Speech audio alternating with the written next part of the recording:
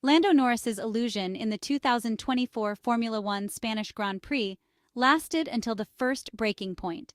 The McLaren driver at the start only kept an eye on Max Verstappen, who overtook him aggressively on the inside at the first corner. Meanwhile, George Russell with the Mercedes made a masterful move on the outside to take the lead, holding the front for 2 laps. Then the Dutchman took control of the race and never let it go, except during the pit stop phases. The Milton Keynes pit wall had clear ideas even before the start, sending the 3-time world champion off with a set of used soft tires. Poleman Lando Norris had new ones, reserving the fresh set for the final stint to wear out McLaren. Max Verstappen sees the role of challenger in the championship by Charles Leclerc fade away, as the figure of Lando Norris clearly emerges. With second place at Montmello, Norris becomes the pursuer with a gap of 69 points from the Dutchman and 2 points ahead of the Monegasque. Max Verstappen is a monster because he makes very difficult victories look easy, given that today the MCL38 was the most competitive car. Lando Norris finished 2.2 seconds behind Red Bull, also recording the fastest lap, 1 minute 17.115, but the bad start cost him a possible victory, and the defeat stings a lot because he wasted a great opportunity. Now let's take a detailed look at how things went for Charles Leclerc and Carlos Sainz at the 4.657-kilometer Circuit de Barcelona, Catalunya. The 2 Ferrari cars are ready to face the 10th round of the 2024 Formula One season. In the minutes leading up to the formation lap, the radio channels are full of chatter, the last useful information from the race engineers before lowering the visor. The front-runners all have soft tires. Lando Norris chooses a new set like the 2 Ferraris, while the others have used red-banded Pirellis. The installation lap involves the usual procedures to activate the compounds. Lots of steering wheel work for the front axle and hard braking for the rear. Before lining up on the starting grid, the Ferrari drivers are asked to perform 2 burnouts to give the rear tires one last temperature boost. Green light. Charles Leclerc starts very well and follows George Russell's fantastic progression. But in turn 1, he is forced into an outside trajectory to avoid contact with Lando Norris, which effectively makes him lose all that advantage. Carlos Sainz stays back, merely avoiding trouble.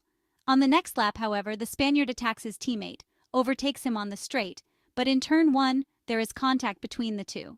Fortunately, it's just a slight touch between Charles's front left and Carlos's rear right, with no consequences.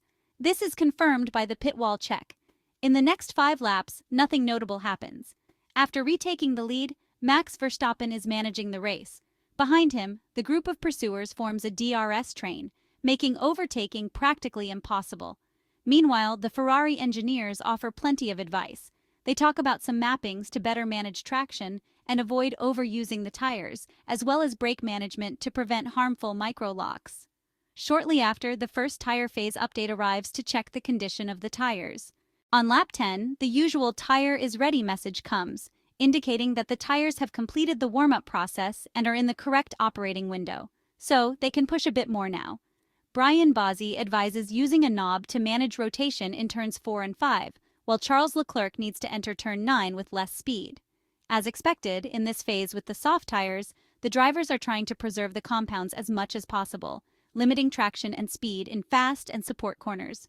Riccardo Adami announces that Ferrari is currently on Plan A. The tire saving is effective for the 2 Ferrari cars, as confirmed by the pit wall. Lap 16, Carlos Sainz pits, coinciding with George Russell's stop. The Spaniard switches to medium tires, aiming for a long stint if possible. With this move, he takes the position from Lewis Hamilton, and once back on track, he gets behind fellow countryman Fernando Alonso, quickly passing Lance Stroll as well. On the contrary, Charles Leclerc is trying to extend the first stint as much as possible. Brian Bozzi asks Charles Leclerc how many laps he can do at the current pace, just as Lewis Hamilton gets revenge by retaking the position from Carlos, who drops to 7th since Oscar Piastri has not yet made his stop. The Monegasque is in second position with 22 laps on his tires. His lap time is about 1.5s slower than the drivers who have already switched to the mediums. Brian Bozzi suggests giving it his all because the pit stop will happen in 2 laps. After crossing the finish line 25 times, Charles Leclerc heads to the pits, 1 lap later than Lando Norris. The tire change is not the fastest, and the Ferrari driver returns to the track on mediums behind Gasly, whom he overtakes 2 laps later. Meanwhile, Carlos Sainz loses the position to Lando Norris, who is too fast for him. At this stage, the two Ferrari SF-24 cars are back in 5th and 6th positions, just as they were at the end of the first lap. The main difference is the life of the tires, as Charles Leclerc's yellow-banded Pirellis have 9 fewer laps. Despite this, Brian Bozzi insists on not overdoing it in turn 9 to make the tires last longer. We are once again in a stalemate where the Ferraris are trying to manage their tires. It remains to be seen how and if Charles Leclerc will be able to take advantage of the fresher compounds over the course of the race. For now, the two Mercedes car and Lando Norris's McLaren MCL38 are ahead. Carlos Sainz is trying to catch up with Lewis Hamilton, who is glued to the Russell-Norris duo. The Ferrari Spaniard is close to his second stop, so he is asked to push. Indeed, on the next lap, number 36, he heads to the pit lane to switch to a set of hard tires. The Spanish driver returns to the track in 8th position behind George Russell, who, like him, has switched to white-banded Pirellis. Riccardo Adami announces that a normal intro is needed for these tires. Meanwhile, Charles Leclerc is pushing hard, clocking times similar to the top 3. The goal is to get closer to Lewis, who is going very fast, despite having 8 more laps on his tires. Gradually, however, the Ferrari driver is closing the gap on his future teammate, taking advantage of the fresher tires. On this note, it should be mentioned that Charles Leclerc feels the tires are not exceptional because they tend to slide in the corners. The next lap, the 7-time Formula One world champion pits and switches to a set of soft tires with which he will finish the race. The Brit returns behind Carlos Sainz, who does everything to slow him down until he is overtaken 20 laps from the end. Carlos is on a strategy that seems slower at this point, while his Maranello teammate will finish the race with 2 tire changes. Brian Bozzi asks which type of compound he prefers for his next pit stop. The stop comes on lap 48, where the mechanics mount a set of softs on car number 16, which returns to the track in 6th position, still behind his teammate. Brian Bozzi suggests the pace to maintain, 18.3 to fight with George Russell at the end and secure 4th place. Charles Leclerc seriously considers the advice and laps even faster than required.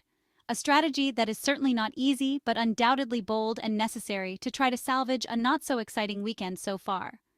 Meanwhile, the Monegasque catches up to Carlos Sainz, who obviously lets him pass as he is much faster.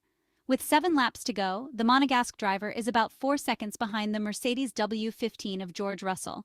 Charles Leclerc has 12 laps on his softs, while George Russell has 23 on his hards. For Carlos Sainz, the race in these final laps consists of fending off Oscar Piastri, who is trying to make up the roughly 5-second gap. With 4 laps to go before the checkered flag, the Ferrari driver in car number 16 is about to catch the Englishman in the Mercedes. The duel is tough, and George does everything to resist and ultimately succeeds. Unfortunately, 1 lap was missing, as the Ferrari driver crosses the finish line right behind the Englishman. Carlos Sainz follows him, with an 8-second gap from his Ferrari teammate, on very disappointing Sunday afternoon of the Maranello team in the Spanish Grand Prix.